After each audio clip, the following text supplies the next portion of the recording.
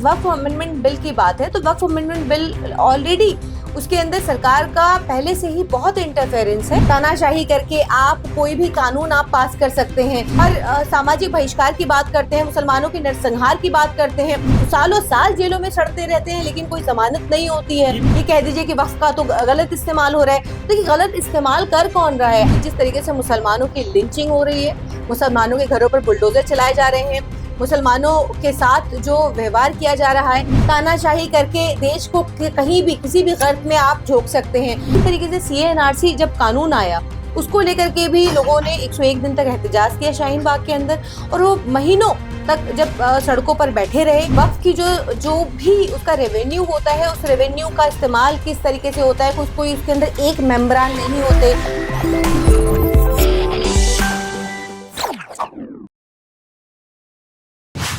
हम किस चीज देख रहे हैं, जिस तरह जो है वक्फ बिल को लेकर के सरकार जो लाना चाह रही है, संशोधन करना चाह रही है, उसको लेकर तमाम सवाल उठ रहे हैं। सरकार कह रही है कि फायदे का कानून है। जंतर मंतर प्रदर्शन हुआ, अब दिल्ली के बाद अब पटना में प्रदर्शन हो रहा है। कैसे देख रहे हैं, क्या सरकार पीछे हटेगी? देखिए, सरकार से हमारी कोई ऐसी लड़ाई नहीं है। जो भी कानून सरकार लेकर आती है अभी 2014 के बाद से, वो सारे कानून या तो मुसलमानों के खिलाफ होते हैं या वो कानून जो जिसके सिर्फ फायदे बताए जाते हैं, उसके नुकसानात। आपने देखा था कि कृषि कानून को वापस लिया गया, उसके इतने फायदे दिखाए गए, इतने फायदे बताए गए, दिन रात उसके फायदे गिनाए जाने लगे थे, लेकिन उसके बाद उसको वापस लिया गया। जब किसान धरने पर बैठे, महीनों ये धरना चला, उसके बाद इसको वापस लिया गया। इसी तरीके से CA/NRC जब कानून आया उसको लेकर के भी लोगों ने 101 दिन तक एहतजाज किया शाहीन बाग के अंदर, और वो महीनों तक जब सड़कों पर बैठे रहे, तो उसके बाद उस कानून पर रोक लगा दी गई। तो देखिए, ये आज ट्रिपल तलाक की बात करें, वक्फ बोर्ड अमेंडमेंट बिल की बात करें और तमाम उन बिलों की बात करें जिसको सरकार देश हित में बताती है या लोगों के हित में बताती है और फायदेमंद बताती है, लेकिन उसके नुकसानात पर ना तो गौर किया जाता है ना बात की जाती है। देखिए, जब जहां तक वक्फ अमेंडमेंट बिल की बात है तो वक्फ अमेंडमेंट बिल ऑलरेडी उसके अंदर सरकार का पहले से ही बहुत इंटरफेरेंस है, और सरकार के द्वारा जिस तरीके से कमिश्नर नियुक्त किया जाता है, सरकार की सारी देख रेख में, उसके संरक्षण में ये सब कुछ होता है। जितने भी जो पुरानी धरोहर है, जितने भी मॉन्यूमेंट्स हैं, जिसको कई ऐसी जमीनें हैं जहां पर वक्फ की जो संपत्तियां हैं उसको लेकर के कोर्ट के अंदर भी केसेस चल रहे हैं। तो देखिए, अभी जो सरकार जिस तरीके से वक्फ के अंदर अमेंडमेंट करना चाहती है, उसके खिलाफ लोग इसलिए क्योंकि 5 करोड़ लोगों ने ईमेल यूं ही नहीं किया। जाहिर है उसके अंदर कुछ ना कुछ खामियां रही होंगी, जिसको लेकर के जेपीसी के इतना हंगामा हुआ। जेपीसी के पास ये जो बिल को लेकर के जो चर्चा के लिए भेजा गया, और फिर जेपीसी के अंदर जो 44 संशोधनों को लेकर के जो कि नहीं सुना गया, और बीजेपी का ज्यादा मैंडेट होने की वजह से जिस जेपीसी भी बहुत सारे ऐसे लोगों ने, जो जेपीसी के मेंबरान थे, उन्होंने कहा कि हमारी सुनी नहीं गई, हमें सुना नहीं गया, हमारे जो सजेशंस थे उसको नहीं लिया गया।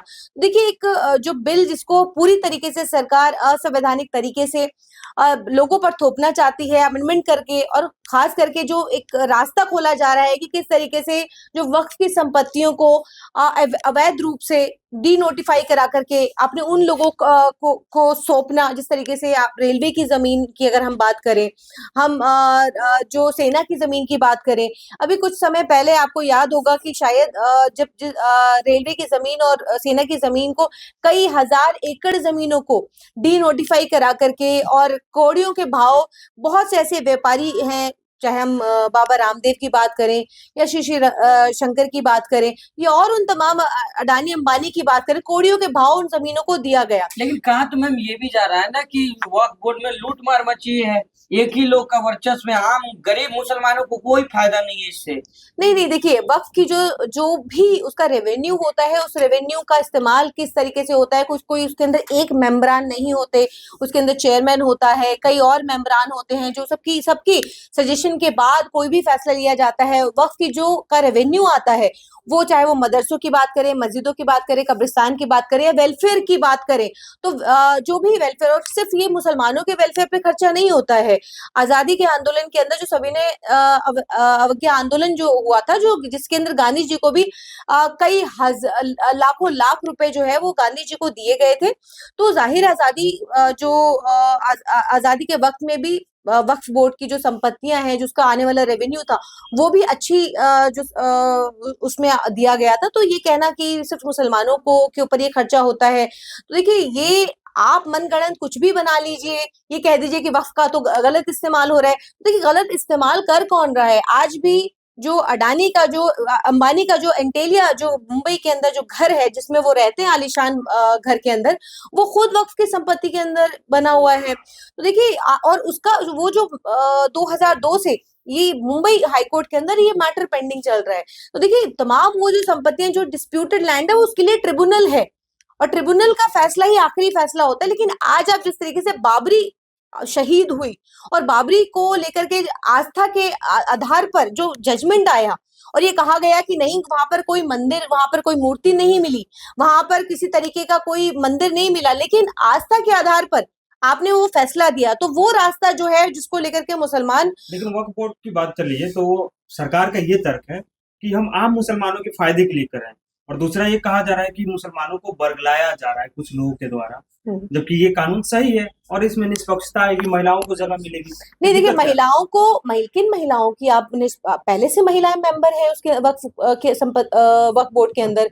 देखिए अगर आप ये कहना चाहते हैं कि आप उन हिंदू महिलाओं को आप अगर जगह देने की बात कर रहे हैं, तो फिर जगह देने उन तमाम वो जो जितने भी जो चाहे वो हम गिरजाघरों की बात करें, मंदिरों की बात करें, मैं अयोध्या टेम्पल की अगर बात करूं, या और जो जो जो हिंदू संस्थान है, जो धार्मिक संस्थान है, उनकी अगर मैं बात करूं, तो उसमें फिर मुसलमानों को क्यों नहीं जगह दी जाती है?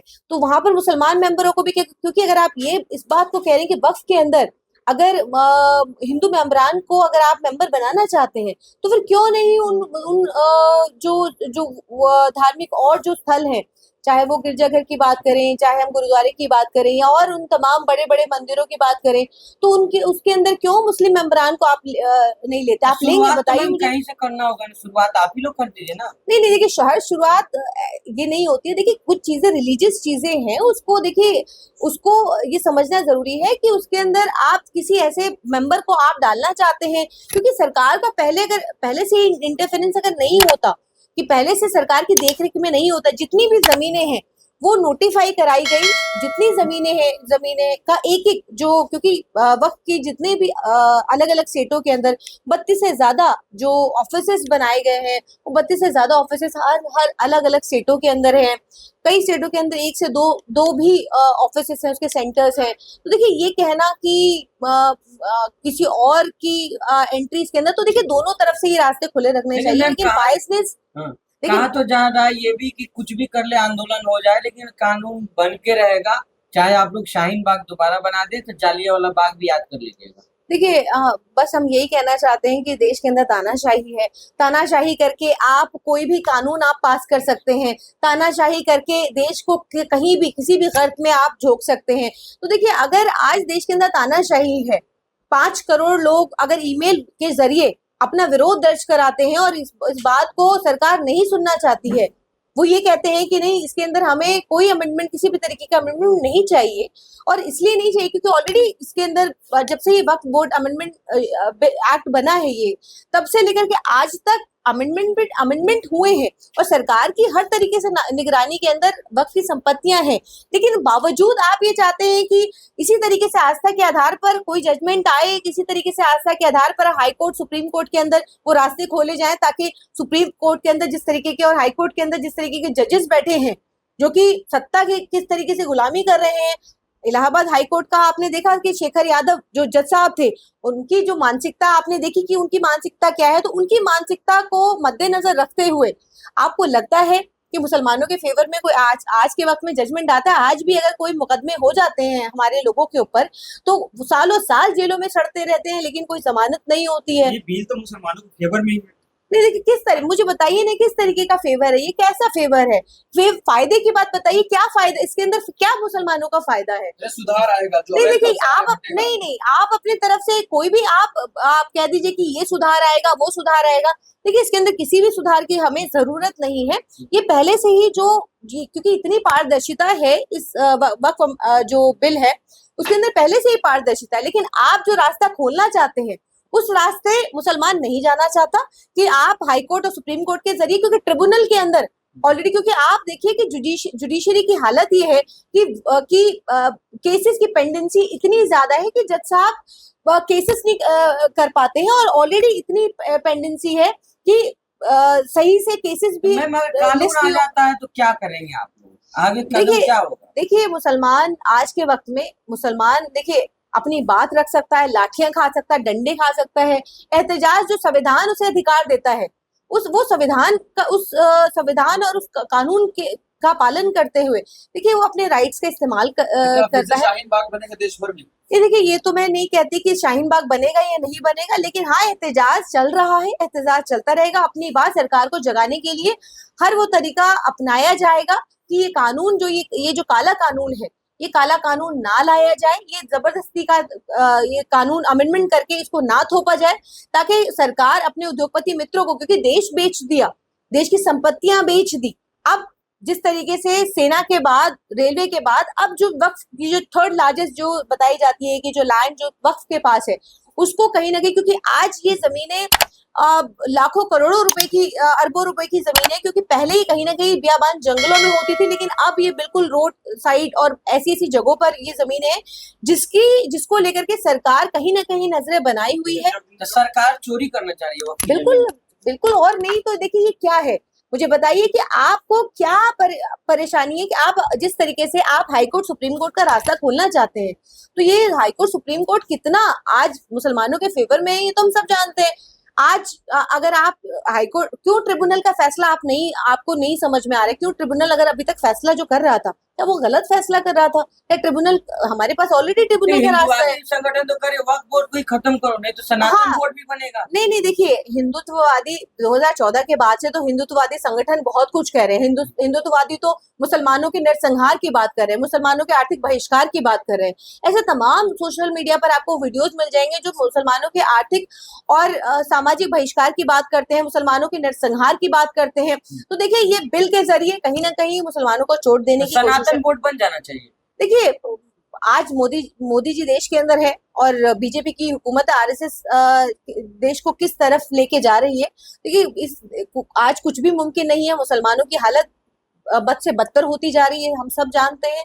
कोई ऐसी इसके अंदर ऐसा नहीं है कि ऐसा हमें कुछ ऐसा अब 2014 के बाद ऐसा नहीं लगता हमें कि ऐसा कुछ नया हमें देखने को मिल रहा है, नया। तो अगर मुसलमानों मोदी जी दिल खोल दिए कि मोदी किट दिया जाएगा, नहीं, हाँ देखिए ये जो चीजें सबका साथ, सबका विकास, सबका विश्वास की जो बात करते हैं, ये किटे बांट करके कि जिस तरीके से मुसलमानों की लिंचिंग हो रही है, मुसलमानों के घरों पर बुलडोजर चलाए जा रहे हैं, मुसलमानों के साथ जो व्यवहार किया जा रहा है, तो देखिए एक तरफ आप हिंदू मुसलमान बहनों के लिए ट्रिपल तलाक लेकर आते हैं, वहीं दूसरी तरफ आप किस तरीके की चोट देते हैं। तो देखिए ये दोहरा व्यवहार है, ये कहीं ना कहीं दोगलापन है जो कहीं ना कहीं मुसलमानों के साथ हो रहा है।